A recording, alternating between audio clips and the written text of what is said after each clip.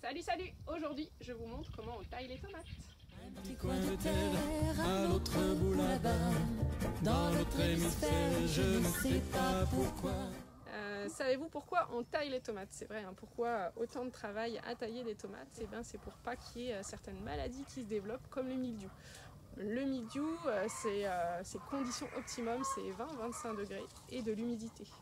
Du coup, on va plutôt choisir une journée ensoleillée ou bien qui se réchauffe pour que ça cicatrise bien. On va aussi tailler les tomates pour avoir des fruits de bonne taille.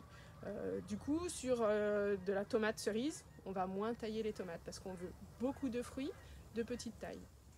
Sur de la marmande, la cornue des Andes par exemple, on va un peu plus tailler la tomate, comme ça on aura des fruits plus conséquents.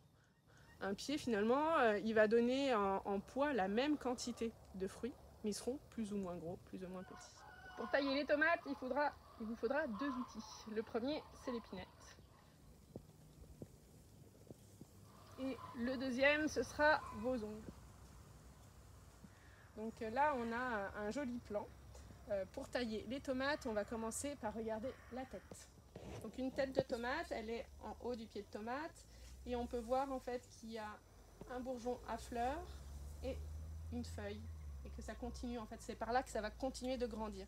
On regarde en haut s'il y a bien une tête. Puis on va descendre et on va couper les gourmands entre la tige principale et la feuille.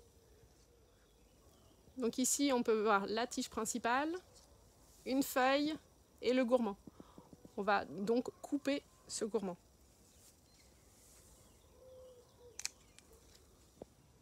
Du coup, si je n'ai pas cette tête, il ne faudra pas que je coupe le gourmand qui est en dessous. Ici, on voit que la branche à fruits est différente d'un gourmand, hein. Elle part directement du plant et il n'y a pas de feuilles juste en dessous. Donc là, j'ai le cas d'un pied de tomate avec une double tête. On voit bien que ce ne sont pas deux gourmands parce qu'ils n'ont pas la feuille juste en dessous, mais on ne va pas pouvoir garder les deux têtes. Donc on va choisir celle qui est la plus droite et on va l'enrouler. Donc il suffit de choisir un sens pour l'enrouler et on enroule délicatement. Donc là je ne vais pas forcément pouvoir faire plus pour ne pas risquer de casser la tête. Donc la semaine prochaine je pourrai. Et à ce moment-là, je peux tailler la seconde tête.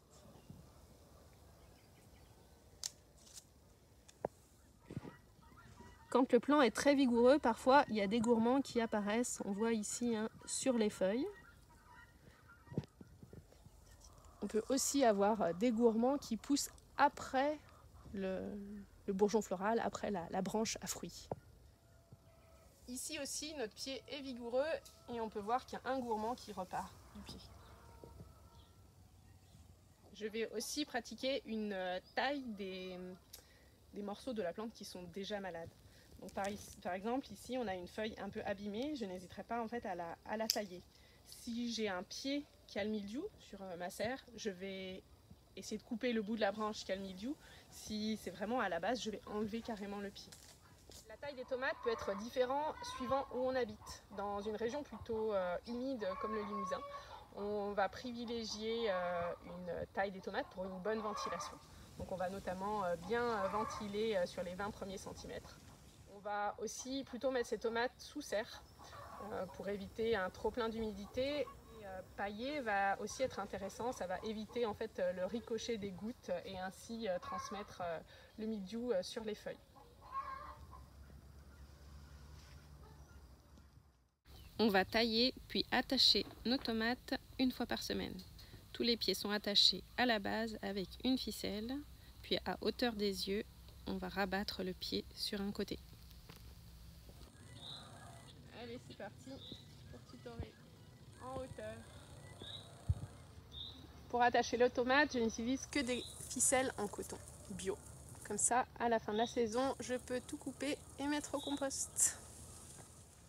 Pour cette semaine, mes tomates sont taillées et attachées. Je vous dis à la prochaine. Salut, salut!